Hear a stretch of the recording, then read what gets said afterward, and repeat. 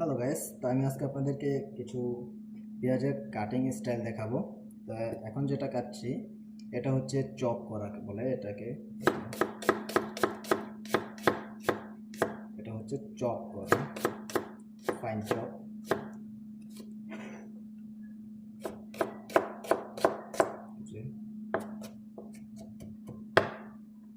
এটা হচ্ছে fine chop. প্রতিটা সাইজ একই ধরনের হবে, কোনোটা ছোট কোনোটা বড় হবে না। দেখুন এটাকে এখন আপনাদেরকে দেখাবো যেটাকে বলে টাইলস কাটিং।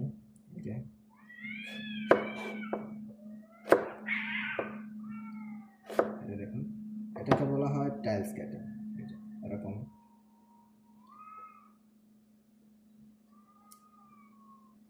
এখন যেটা কাটবো সেটা হচ্ছে স্লাইস। এরকম এটা হবে স্লাইস কাটিং।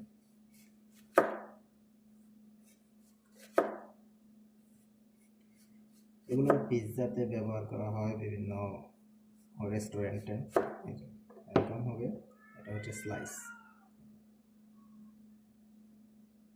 কাটবো। এটা হচ্ছে হাফ স্লাইস। পেঁয়াজটাকে আপনারা প্রথমে হাফ করে নেবেন, হাফ করার পরে এভাবে স্লাইস করবেন।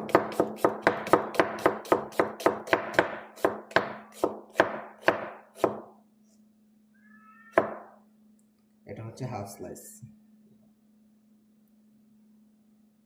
তো এভাবেই আপনারা খুব সহজেই কিন্তু পেঁয়াজকে বিভিন্ন সাইজে কেটে নিতে পারবেন।